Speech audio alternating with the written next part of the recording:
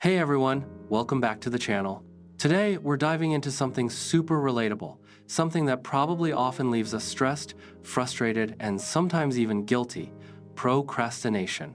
If you thought procrastination was just about laziness or a lack of discipline, think again. Science has a much deeper, mind-blowing answer. This report is going to break down what procrastination truly is from a scientific perspective, why we do it, and most importantly, how to overcome it based on scientific evidence. Ready? Let's go.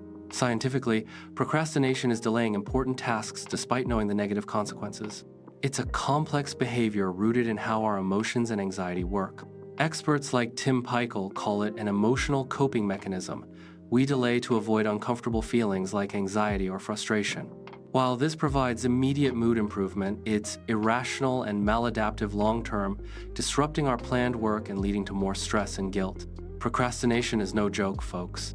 It's widespread, affecting our productivity and well-being. About 15–20% of adults routinely procrastinate, with 20–25% experiencing chronic procrastination across various life domains. Its negative impacts are serious: increased anxiety, stress, and even depression. Chronic procrastination extends to overall physical and mental health, leading to poor coping strategies, bad health behaviors, poor sleep, and more physical illnesses. Stress plays a central role in its health implications. Given its prevalence and serious impacts, procrastination should be seen as a significant public health concern, demanding proactive, evidence-based interventions, including through technology like apps.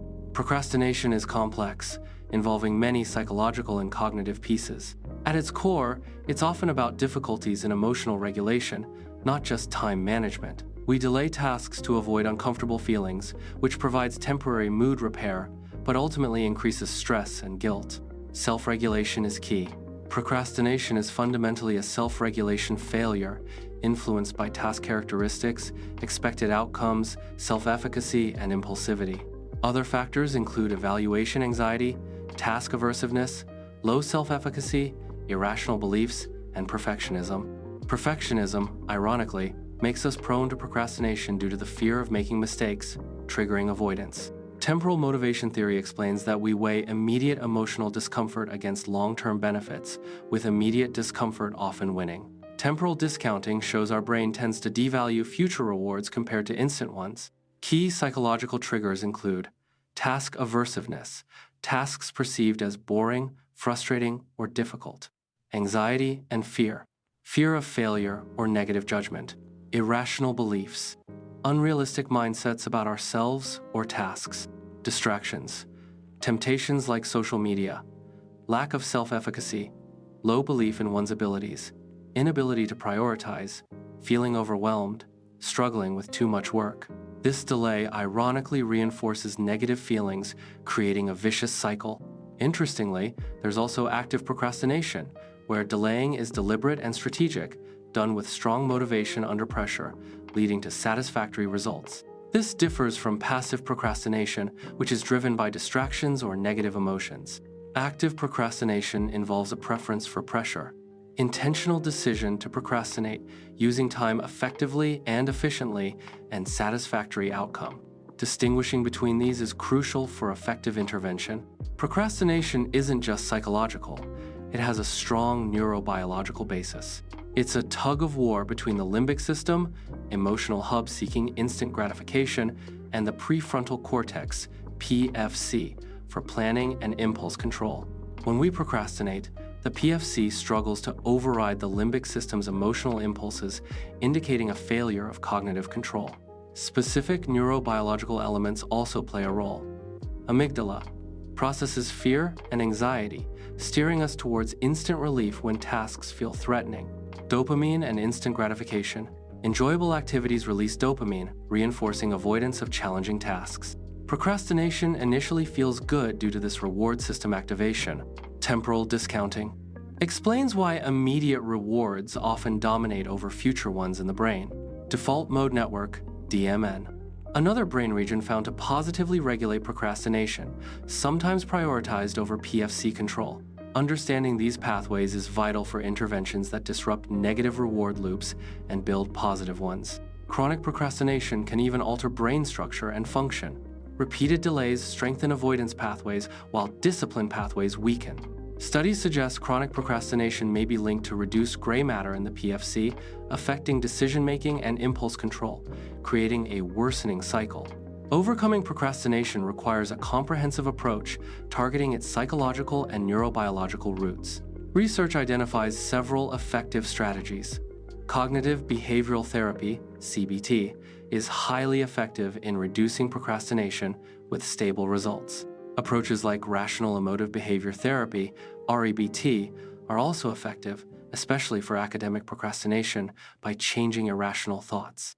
Acceptance and commitment therapy, ACT, and metacognition skills are also very effective, focusing on accepting negative emotions and committing to value-aligned actions. Effective time management is crucial for anti-procrastination strategies. Recommended techniques include prioritize urgent tasks. Focus on important, deadline-driven tasks first. Break down tasks. Divide large tasks into smaller, manageable steps. Set time limits, time boxing. Establish realistic time limits for each task. Avoid distractions. Turn off notifications and create a distraction-free workspace. Take enough breaks. Regular breaks prevent burnout and maintain productivity. Practice a positive mindset. Face challenges without feeling overwhelmed.